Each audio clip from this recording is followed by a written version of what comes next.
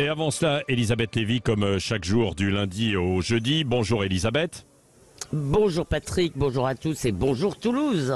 Oui, alors vous voulez revenir justement à propos d'une affaire qui a démarré un peu à Toulouse ces derniers jours, qui a fait beaucoup de bruit, qui continue de faire de remous. C'est l'affaire du comptage des élèves musulmans, hein. Oui, alors je rappelle que le ministère de l'Intérieur a demandé une évaluation du taux d'absentéisme à l'école le jour de l'Aïd dans certaines académies, dont à Toulouse, et c'est la Dépêche qui a sorti l'affaire. Alors en fait, il y a d'abord eu une manip absolument magistrale, hein, parce que dans les poulaillers d'Acajou, où caquettent les grandes consciences, on dénonce, qu'est-ce qu'on dénonce? Un fichage des élèves musulmans. On parle du délitement des valeurs républicaines et d'une demande puante dans Libération, SOS Racisme et Ruct. La France Insoumise et la Ligue des droits de l'homme voient revenir les heures les plus sombres. Ce sont les musulmans qu'on traque et qu'on persécute, un discours qui, au passage, conforte une partie de la jeunesse française musulmane dans son fantasme victimaire. Bien entendu, il n'y a rien eu de tel, parce qu'il y a une différence claire entre un recensement et un fichage, c'est que dans un recensement, il n'y a pas d'information nominative, et la gauche connaît très bien cette différence parce qu'elle pratique les deux, hein. La gauche, elle adore dresser des listes noires qui sont bien nominatives, hein, des listes noires de réac, de fachos et de phobes en tout genre. Mais elle aime aussi compter, et c'est même son sport favori de compter, hein, ce qu'elle reproche au ministère de l'Intérieur. Elle compte les femmes, les noirs, les LGBT, les pêcheurs à la ligne handicapée. On ignore d'ailleurs pourquoi elle se donne cette peine de compter, puisque de toute façon c'est toujours pour parvenir à la même conclusion: il n'y a pas assez de représentants de toutes ces minorités dans les médias, dans les conseils d'administration, dans les films, etc.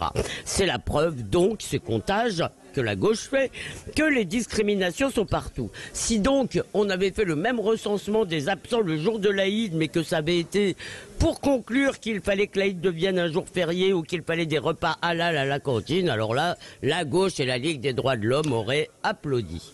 Bon, alors finalement, à quoi ça a servi et ça sert de compter les absents le jour de l'Aïd, comme ça a été fait alors? Et ça nous sert à connaître mieux la situation du pays, hein. C'est une maladie française. Nous ne partons jamais d'un diagnostic précis sur la situation, et on se demande comment on peut mener des politiques publiques dans ce cas. Le ministère de l'Intérieur donc évalue l'influence des pratiques religieuses sur les services publics, et notamment dans l'éducation nationale. Et cette année, c'était particulièrement frappant, hein, pour l'Aïd, puisque dans certains établissements, seuls quelques élèves étaient en cours. Alors qu'est-ce que ça indique? Ça indique deux choses. Eh bien que dans certains endroits de notre territoire, les musulmans sont majoritaires et même très majoritaires. Or, l'islam majoritaire et l'islam minoritaire ne se comportent pas toujours de la même façon.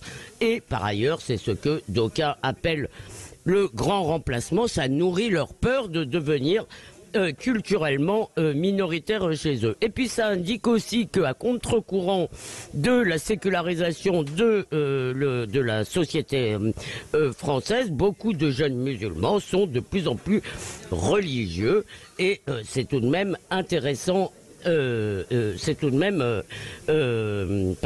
Intéressant à connaître, quoi, bien sûr. D'avoir cette photo, quoi. Oui.